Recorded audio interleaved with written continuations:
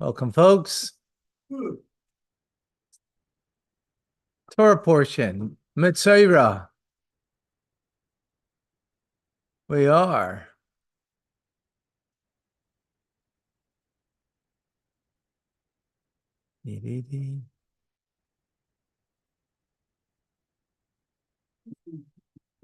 Parshas Metzorah, fifth reading.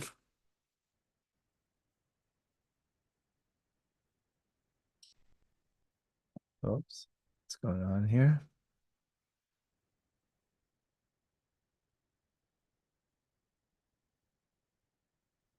Vayikra, chapter 14, verse 33. Now we go into the laws of tsaras, of this, what was originally a skin disease, and it was also on clothes in last week's Torah portion, also on vessels it could be. Now it's going to be on the stones of your home, a discoloring of stones in your home. Okay. Vidaber Hashem el Moshe val Aaron leimar, and Hashem spoke to Aaron and Moshe saying, Ki savoy el aretz, when you're going to come to the land, Eretz Canaan, to the land of Canaan, Asher ani noisin lachem, that I'm giving to you. I'm giving you the land of Canaan. Oh, look at that. Another indicator who it belongs to. La'achuza, for a possession. Not that we needed, but there it is. All right. Black and white. Exactly. So I'm giving you this land. One state solution. One state solution. Yeah. I'm giving you this land. La'achuza, for possession. Nasati nega tzaras. I'm going to give nega tzaras, this affliction of tzaras, right? The base eretz achuzaschem, in the houses of the land of your possession. 34 in Rashi. Nasati nega tzaras. I'm going to place this affliction of tzaras. V'sura hilahem. This is actually good tidings for you. Shenegoyim boyim aleihem, that these afflictions are coming upon you, right? They're coming on the bricks of your home, on the stones of your home. Why? So the fishit mino Amorim, because the Amorites hid matmayne shel zohol, treasures of gold, bekiris bateim, in the walls of their houses, called arbaim shana, for the 40 years Shal Yisrael b'midbar, that the Jewish people were in the desert. Nega, and as a result of the affliction, the person would have to break down the walls of their house, and would find the treasure. The Amorites, I mean, it was a known tradition. It's interesting. Like, it was known about the Canaanites knew. Amorites in particular had this awareness that the Israelites are going to come into the land. They were going to be 40 years in the desert, and they're going to come into the land, right? I guess it's after the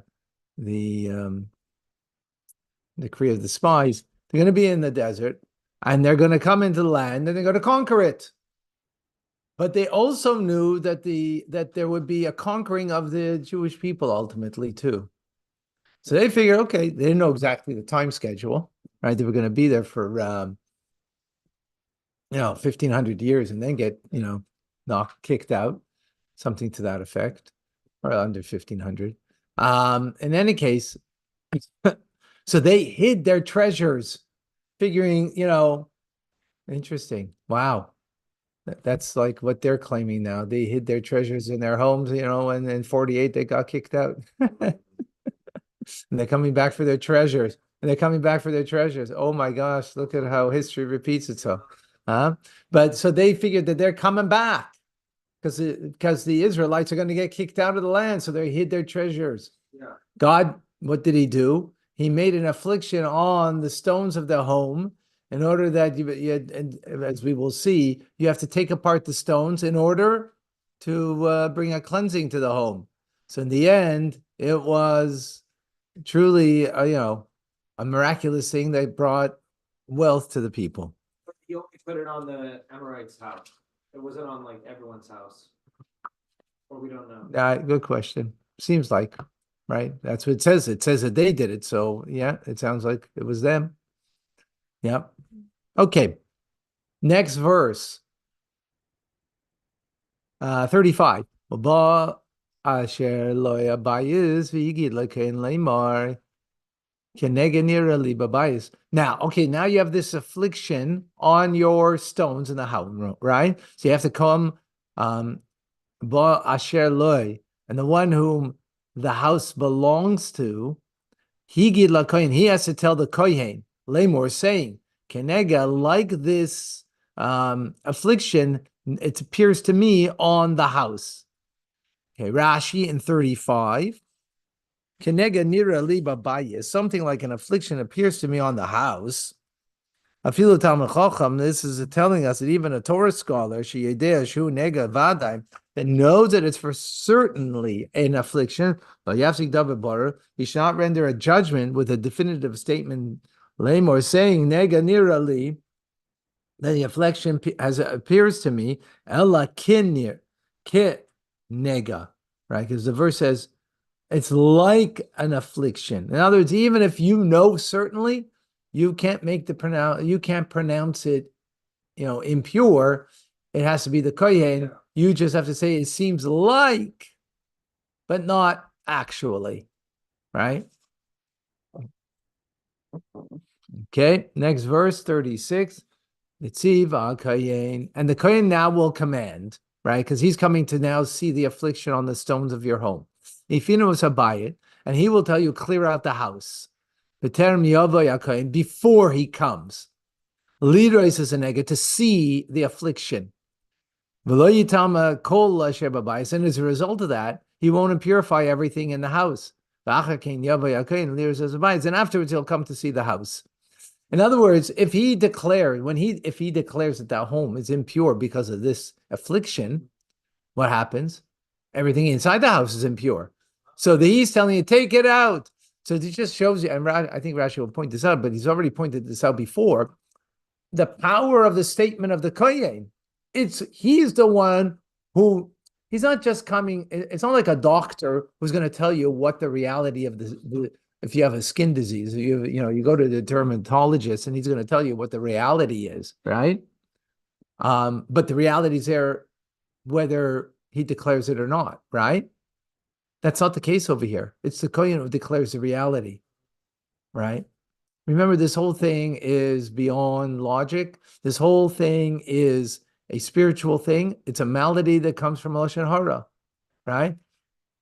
So if for some reason you had no Cohen who was able to come into, then it just wouldn't be Tazaris. It's like the Cohen has to declare it for it to actually be.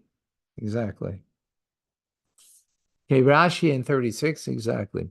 Tell me of Kohen. Before the Kohen comes, she calls man for all the time, Shane Kohen, that the Kohen is not involved with him. In other words, he doesn't render a decision. Ein Sham Teres Tuma. There's no law of impurity.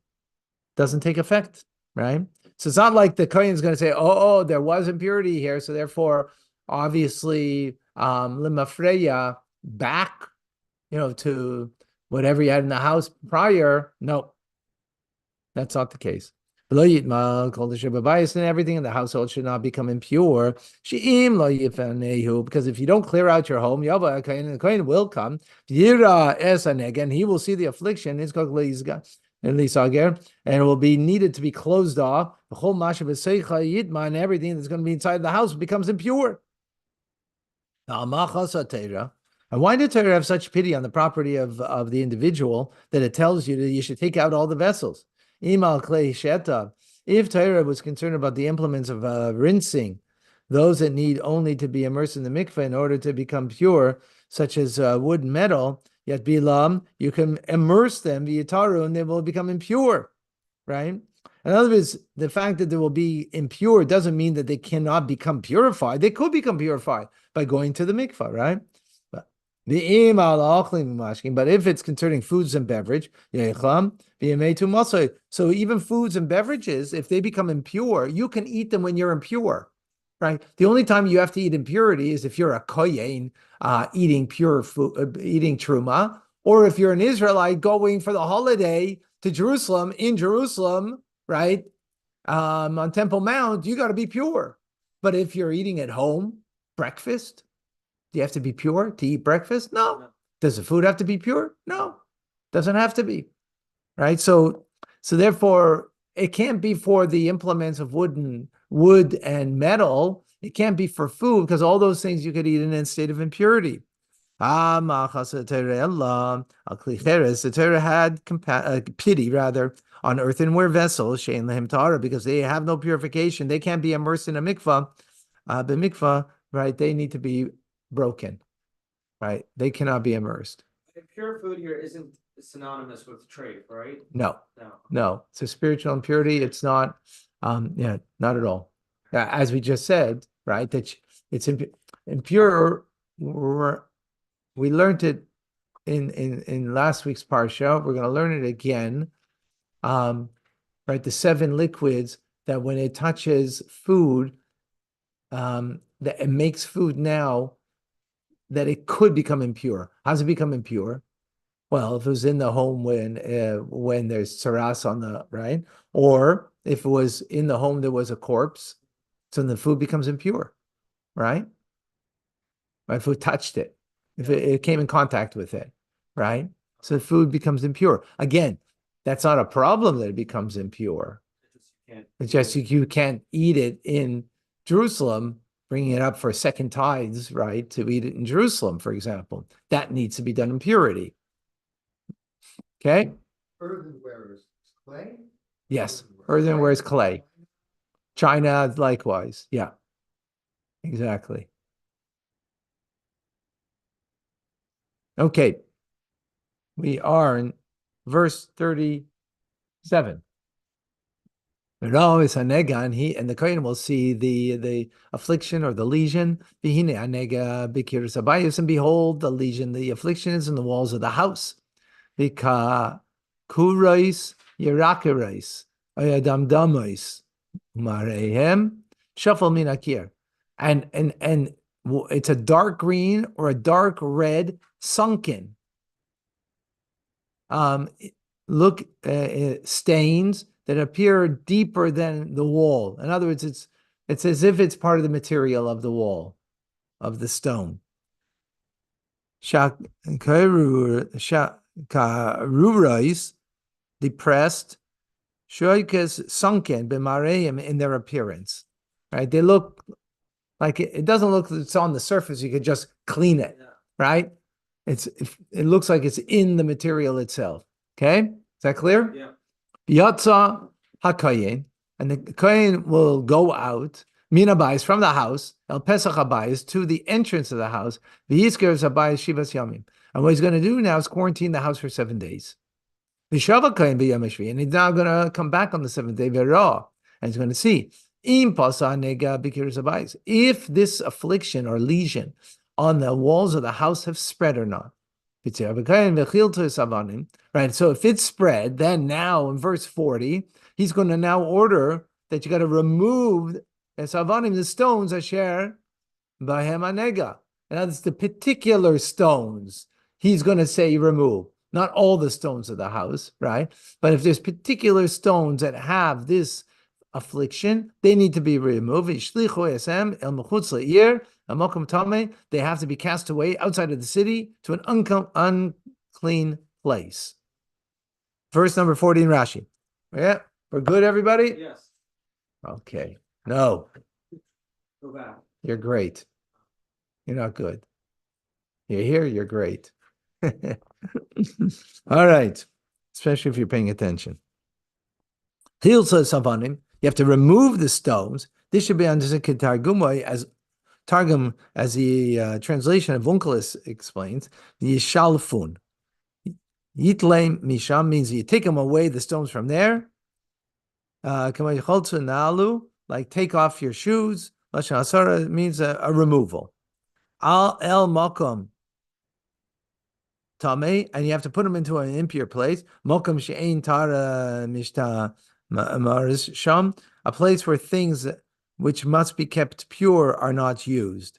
Right? In other words, you're not going to bring pure things over there, that they should become impurified because of this.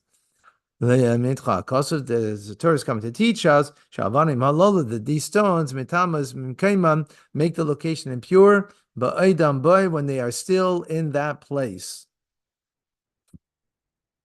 So they transmit impurity to people or vessels in a covered place, an enclosed area, as a corpse would. But that's if it's covered and enclosed, so Right, that's why you have to put it into an impure place, so therefore you won't bring other purified things there to become impure. but it's not saying you have to put it in a covered and enclosed place. No, it like- shouldn't be, because then other things could become impure. Right. It's an open space. Yeah, it's an open space. Okay. 1 second.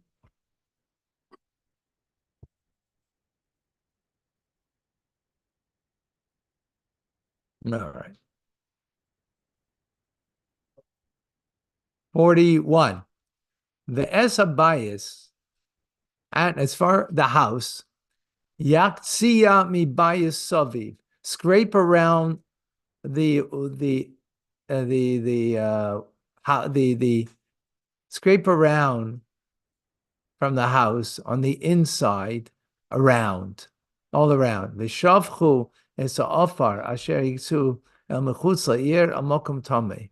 And you should then, because you're scraping now, you're going to take mortar, the dust of the mortar outside of the city to an unclean place. Thank you. Okay. In other words, there's the stones, but then around the stones, there's also going to be stuff that you also have to scrape off.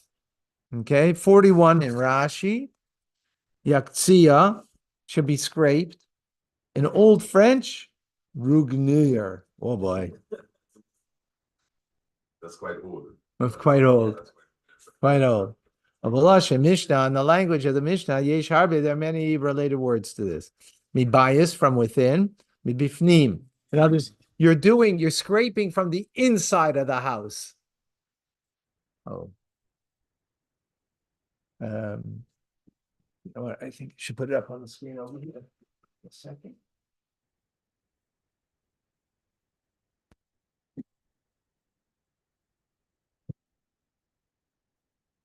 Okay, wait a few moments.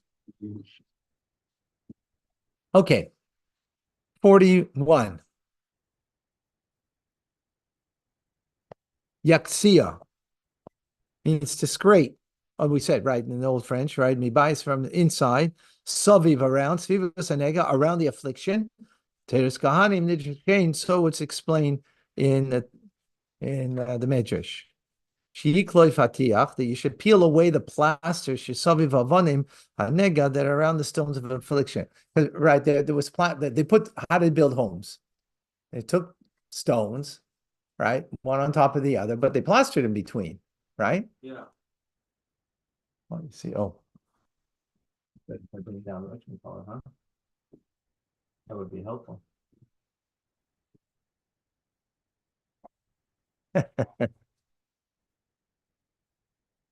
All right.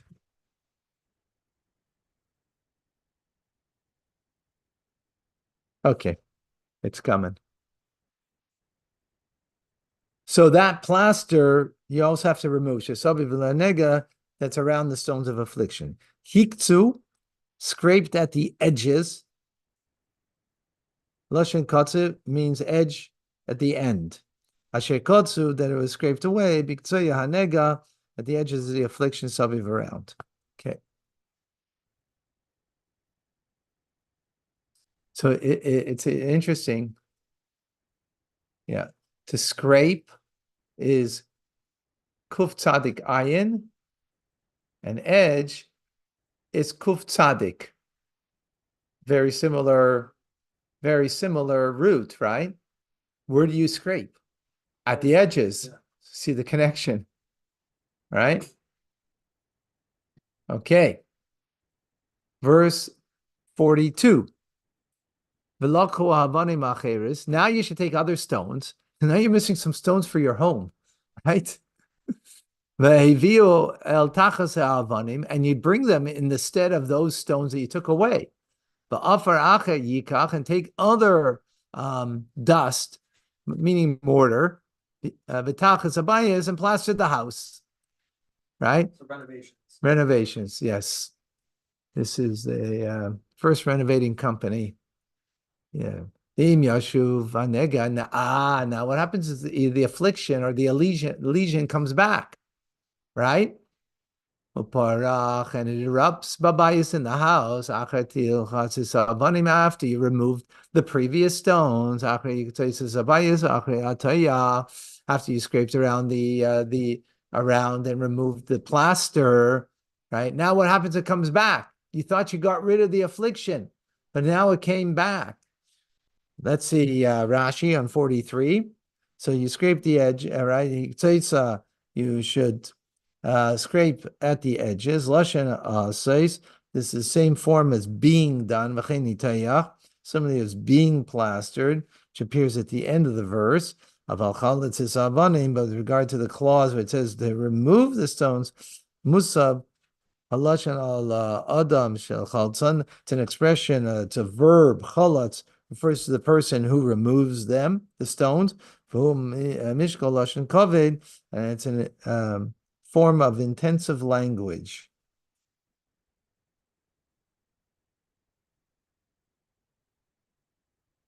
I don't know. Was it emphasizing it or? Yeah. Some grammar. Behu mishkal lashon kaved. You have to have a keep a diber, like a toned, he spoke. And it's more emphatic, in other words. Next Rashi, if the affliction returns, Yochel, I might think, that it returned on that day. Yea, Talmud, that's when it becomes impure. Talmud Laimar, the verse says, Shava Kayin, right? It says when the Kayin returns,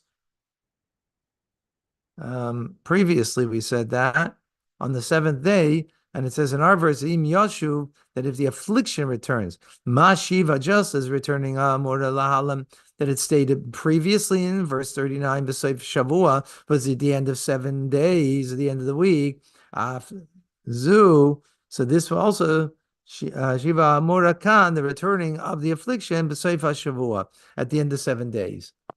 Right. In other words, the Torah didn't say that, but we're equating with what before, because here it says Im Yashuv, it will return, right? And we said when the Kohen returns. So the Kohen returning was on the seventh day. This return is also on 7 days. In other words, we wait 7 days that if it returned, it doesn't have to be only on that day, right? I went to return something yesterday in Walmart, and they said when it comes to food, even though the food was dated that it was good until June 2025, right? It says you can only return food on the day. Can't return it more than a day afterwards. Wow. Even though anyways, whatever. But so if the mark develops within the first 7 days when it's being quarantined for the first 7 days. It's not quarantine anymore. Remember, Okay, you so- remove the stones and here, come back, right? You put new stones in. And now the question is, did it return? The affliction returned anytime within those 7 days, right? That's what we're talking about now. So you can't put the new stones in until after the quarantine is over. No, that for sure. Yeah. The quarantine was finished, Okay. and the affliction still was there. You had to remove those stones, Yeah. right? Yeah. If they weren't there anymore, so you have to remove it. But the affliction was there. You have to remove those stones, right? Put new ones in. Now, what happens if it returns, right? Yeah. What happens if it returns? So if it returns, well, that's what we're dealing with now. Okay. Well, Val Kayin, and the Kayin comes, and he sees Vihine, and behold, Pasa Hanega Babai. Look at that! Wow, it erupted again. It spread in the house, right? It spread again, and on the new stones. Didn't spread that it was a bit and became more. It was nothing, and it erupted this lesion, this affliction on the stones again, right? Mamer is he, babayis tamehu. It is it's malignant saras in the house, and it is unclean. Okay, let's see. Rashi. Lengthy Rashi. In 44. Uba kayin v'ra v'hinei pasa, and the kayin shall come and behold, he looks and behold, the affliction has spread, right? Yochel, I might think lo yeh chayzer tameh, that which returns, an affliction that returns from the originally afflicted stones have been removed, not be impure. Elohim came pasa, unless it's spread, because the verse says that it's spread to become impure, to teach. But the verse comes to tell us otherwise, to teach us otherwise. Nemar taras mameris babatim. Degenerative or malignant taras is mentioned here with regard to houses. And also, if you remember this term, degenerative or malignant, was also used when it came to clothing, to garments. Malahal, and there it says, that the Torah made impure that which returns, even though it did not spread. So Afkan, Timer Esachazer, it becomes impure when it returns. Even if it did not spread. So then why does the Torah say that it spread? Why does it say that it spread? In other words, we're learning similar. In other words, this term, remember when there's a terminology in Torah can be called, we make a gzeira shava, we make an equation with another term that's used in the Torah, right? This is one of the 13 principles that we say every morning before the first Kaddish, right? So here it says malignant, there it said malignant, or degenerative, whatever, however you want to translate it. And it's a very unusual term. So we're making a correlation. There it didn't say anything about spreading. There it just said that it came on the garment, and therefore there you had to burn it, right? So and it was without spreading, it just came. Now spreading, it didn't have to become more than it was originally, just the fact that it came back. So, right, because there it spoke about in that you would take away from the garment and patch it, take away where it was, patch it, right, and now it came, but it didn't have to spread more, right, for it to be that you burn it, the whole garment, right? It just had to come. The fact that it came back on your patch, that's it. You got to burn it, right? So here, though, it says spread, but we're comparing it to over there because of this similar word, unusual word. So we're saying that no, just the fact that it comes back, then the law will be, which we will continue and see what the law is. But then the question is, why does the verse say it spread? So that's what he's going to explain now. So right? he's using the word spread to describe. Well, no, you didn't explain why. The question is, why does it say spread if it doesn't mean spread? That's the question, right? Even though it does not spread Afkan. Okay. So then it's a why does it say spread? This is not the place for this verse, which is speaking about spreading of the affliction. Ella, rather, not as the Torah should have written the passage that begins, he shall demolish the house. Immediately after the verse that begins, if the affliction returns. It only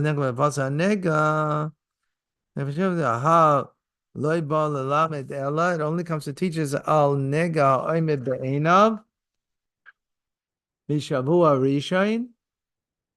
That was in the first week that he saw the affliction the first week. He came at the end of the second week. And he saw that it spread.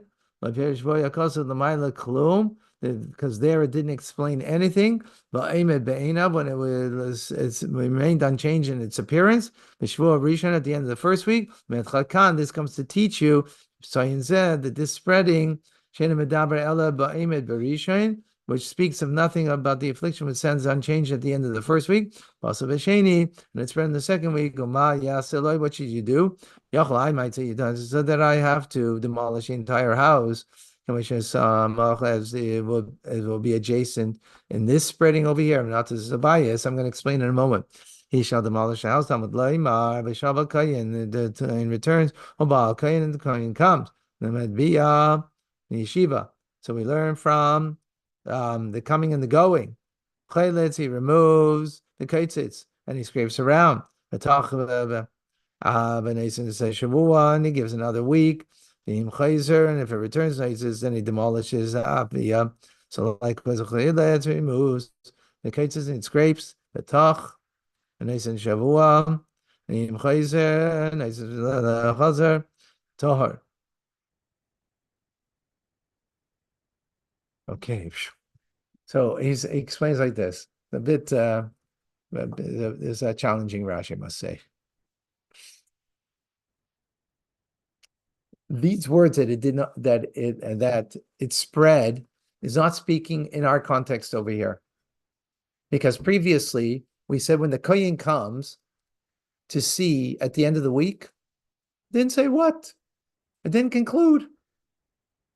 Right? So it means nothing happened. It means it had to be, as we learned previously, right? Because nothing happened. So he has to another 7 days of quarantine.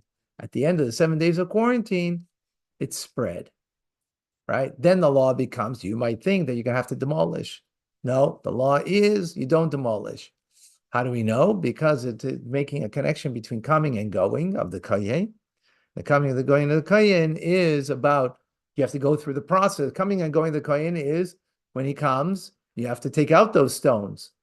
And you have to remove them and scrape around and put new stones, right? That's what this is coming to know. Why it is in such a manner, I'm not clear. I'll be quite honest. This is a very challenging Rashi. Like, why would Torah tell us in this verse something about that we just spoke about previously and not put it in its place? Rashi did not explain that. But I'm going to continue because if there's more in this Rashi, maybe he will. I'm a bit confused. Now, I understand what Rashi is saying, but why would the verse come here in the middle when we're speaking about right,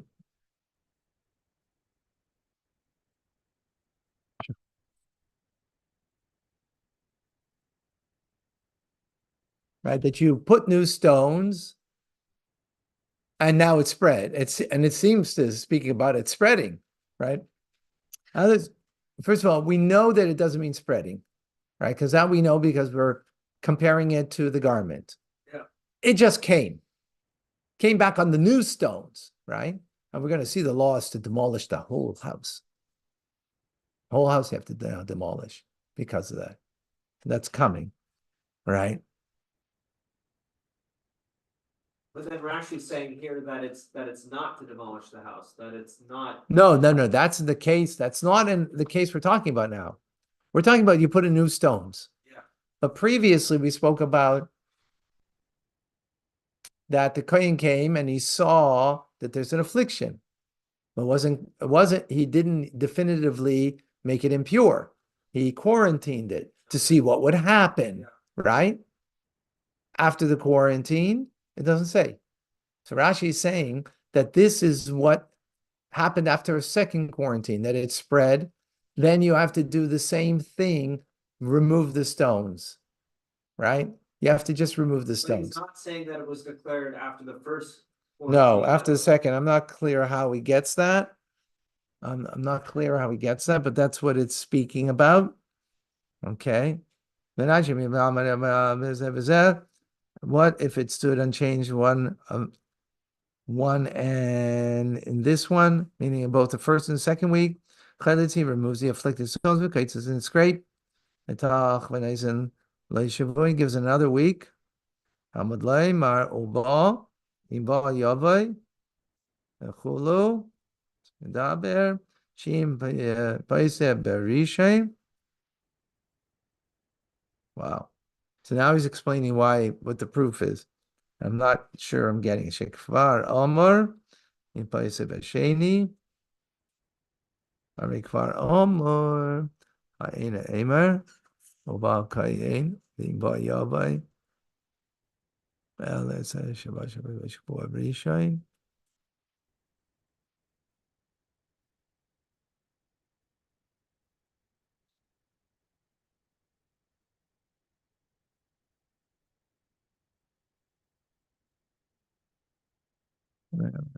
Daimar Yabanega. 1 second. Wow.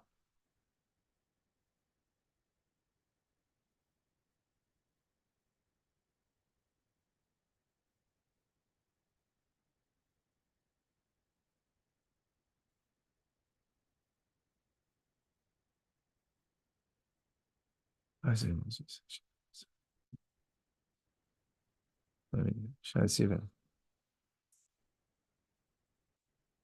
Okay, I'm gonna go into the summation. It's gonna give a summation over here.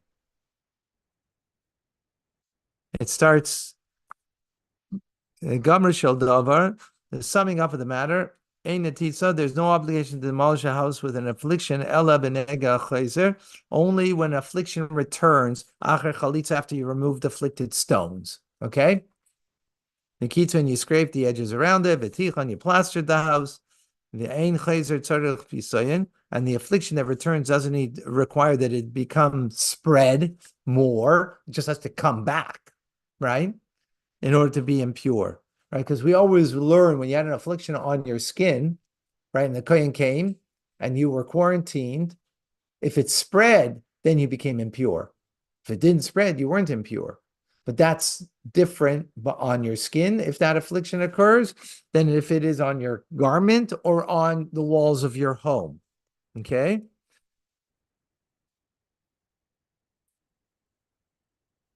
It doesn't need to spread on the walls of your home.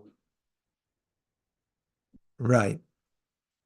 It just has to come back. Remember, you changed the stones. We're talking about you changed the stones. It's using the word spread to say come back.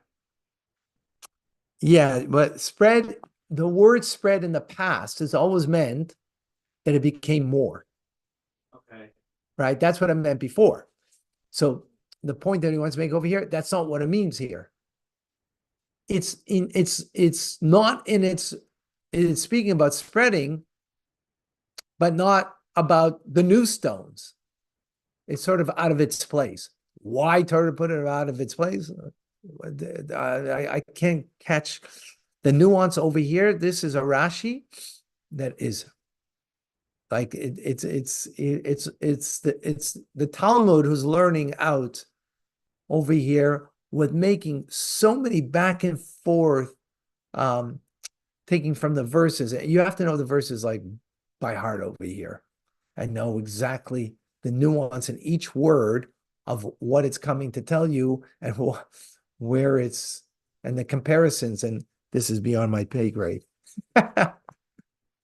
This is I have to go through this again. 1 second.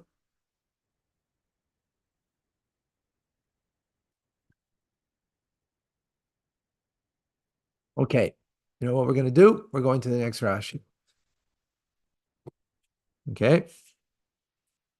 And that's this is a one of let's say something. Now what do you got to do? So now what are we talking about? Let's go back to make sure we're talking about you put in the new stones and the affliction came back. So now you have to demolish the house. You have to, it's stones, it's wood, there's coal, afar habayis, and all of the dust of the earth, meaning the mortar. And you have to remove your entire house outside of the city, El Malkum Tamay, to an impure place, right? Because these stones still have the possibility of making something else impure. Okay? Anything in the house. No, that for sure. We're talking about now if you remove those stones outside of the house. Yeah. Remember, in your house, you already took out everything, Yeah. right? So, I mean, if there was something left, yes, it would become impure. Yeah. Right? But now it has to be removed out of the city to an impure garbage dump. Yeah. Right? This is the original garbage dump, right? But here the garbage dump is impure, right? It's not just smelly. place you don't want to hang out, right? But it's impure, so you want to make sure it's in a place where people are not going to bring pure things. Like you don't want to bring it into a place, and you're going to Jerusalem for the holiday, and you're going trekking up to Jerusalem, and you're going to pass by this and go walk through it and become impure yourself, or your food will become impure. So it got to be put in a place where that's not going to happen. Okay, 46. The haba el abayis kol yemei hizker say yitma adar. And anyone entering the house during the days of quarantine should become unclean until the evening. Ooh, we just demolished the house. Now it seems like we're going back on something, right? Yeah. Doesn't sound like a continuation of what we just spoke about because the house is there. It's not demolished, right? No, this verse seems out of place too. It seems to be, yeah. Let's see what Rashi. Yeah, seems to be out of place. Let's see.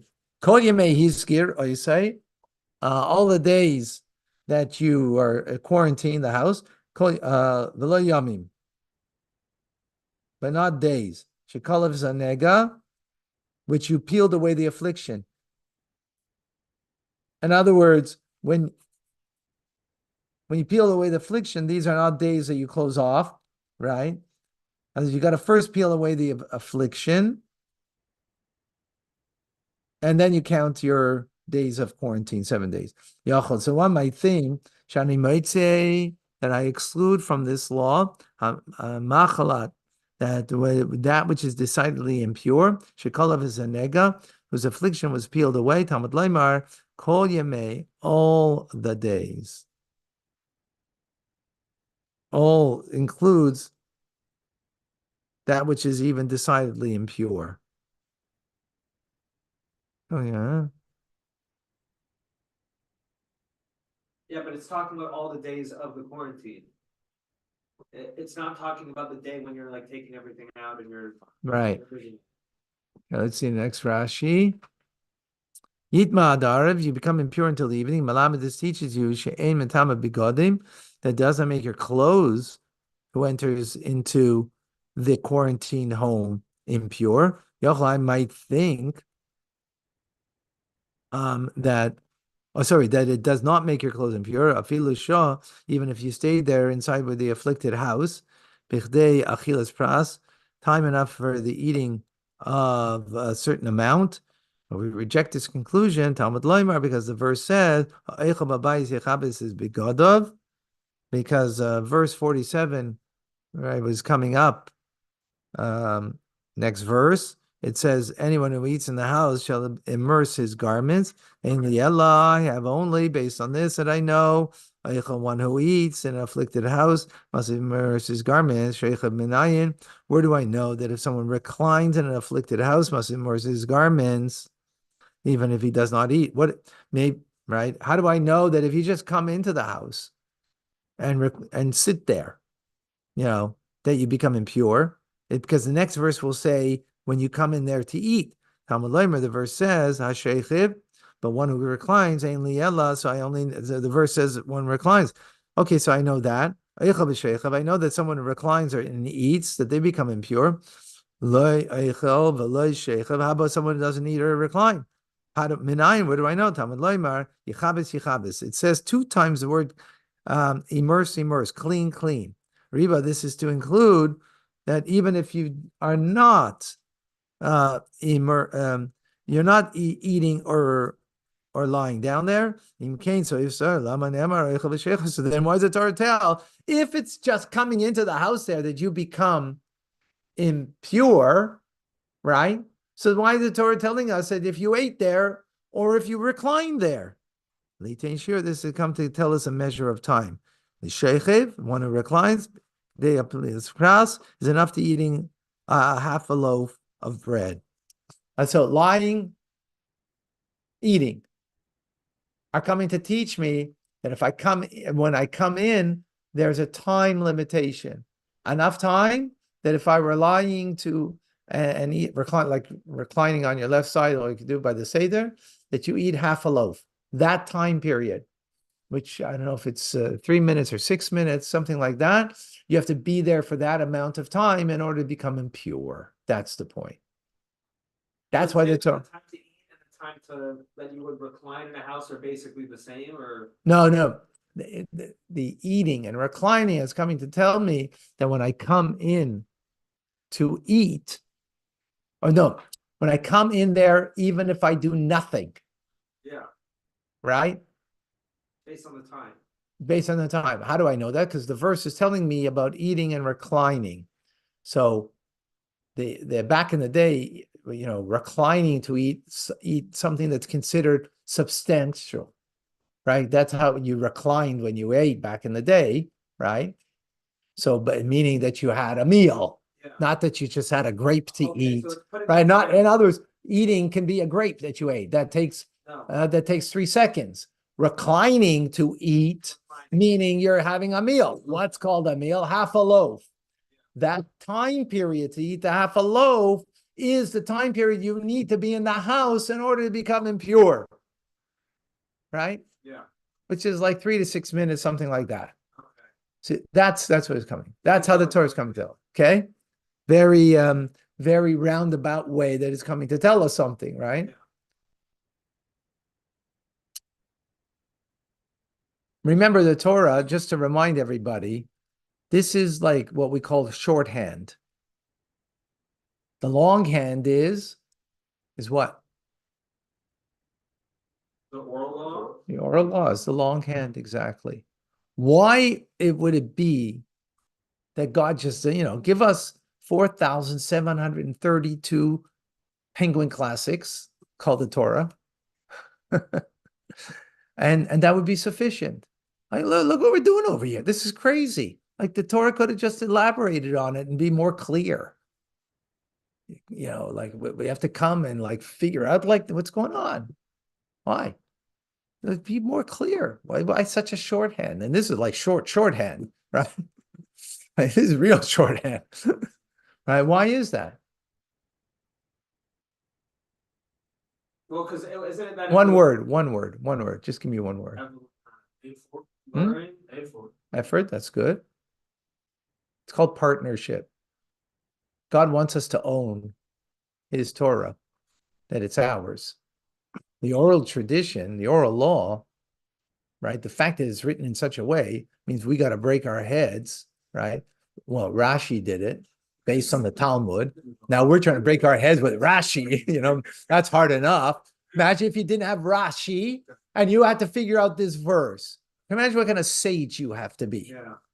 Right? What kind of breaking your head to own what the verse is talking about, right?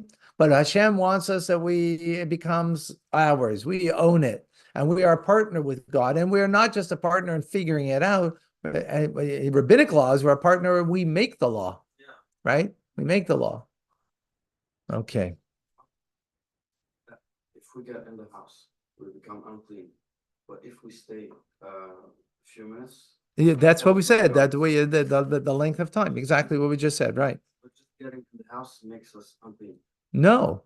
If you're not there for that amount of time, then you're not. If you go in and out, you're not unclean. Right?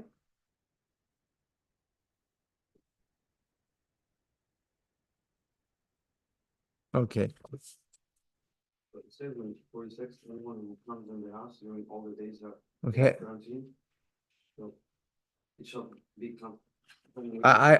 Let's continue. We'll get more clarity, okay? Because the truth is, I don't have enough time to finish. Let's go. Okay, here we have in the verse, right? The one who lies down in the house, he has to immerse his garments, right? He has to, one who eats in the house shall immerse his garments. So Rashi just explained, it doesn't mean literally only that. That's giving us the time period when you recline to eat, right? That's what the verse is coming to tell us, right? That's what Rashi just, the previous Rashi, right? And if come, he will come, right? Meaning again, he's coming. Hakayin. And he sees v'hine loipasa nega, and it did not spread the affliction, but bias. Is a bias after, right? Well, what happened? Remember, you took the stones off, right? And you put new stones. And after you did it, tiara koyin is a bias. Now he's going to say that it is pure, kinir pa nega, because the lesion, the affliction has been healed.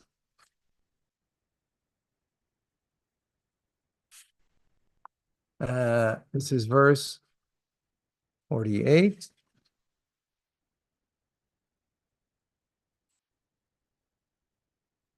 Oh, what's going on over here?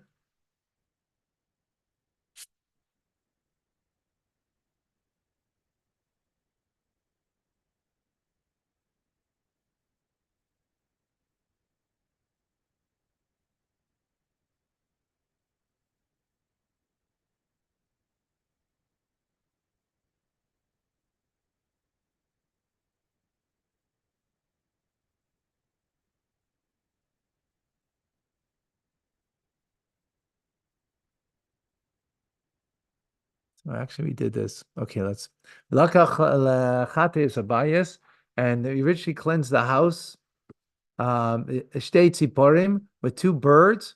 Eight erev shnei salas ve'ezav with a cedar stick and a crimson strip of crimson wool and hyssop. The shachat is a tzipor achas, and you slaughter one bird. Why bird, by the way? Al kli cheres al mayim chaim, an earthenware vessel over spring water. No. You don't remember? Tweet, tweet, tweet, tweet, tweet. Twitter, Twitter. We X Twitter. We gotta X Twitter. We gotta stop tweeting. That's Lashon Hara. You go on Twitter, you're going to do Lashon Hara. I'm on Twitter right now, by the way. This is on Twitter. This is being shown on Twitter. Huh? I'm gonna be now, I'm gonna be canceled on Twitter because I'm telling you to exit. X, don't tweet. Because then you're going to get to Lashon Hara. You're going to speak ill. Right? And that's the whole point of it. Oh. You're here, Herbie? Okay. Yeah, we're gonna open up. Hold on. Someone just open up the front. Thank you. Okay. V'shachad is a tziparach as a mayim chayim, and you shall slaughter the one bird of the earthenware vessel. Lakach says eres v'zeizay v'zei shnei zolaz. That's a tzipar achaya v'tolo yisam b'dam a tzipar ashchuta b'mayim chayim. He's a so we this is the same process that you had to do for cleansing the beginning of the parsha for the person who became impure, right? Or had the lesion on his hand, the affliction, right? They have to take the second one, you have to dip it, the second bird, and you dip it in with the blood, and then you take from the remaining blood and you sprinkle it towards the Holy of Holies. V'chita is abayis b'dam atzipor, the mayim chayim atzipor chaya be'ezera be'eza be'shnei asoy las. Shilach is a tzipor achayim mechutz la'yer afnei asada v'chipor abayis v'tayr. Then you shall send away the live bird outside of the city unto the open field, and you shall effect the atonement in the house, and shall be clean. All right, Fabrice.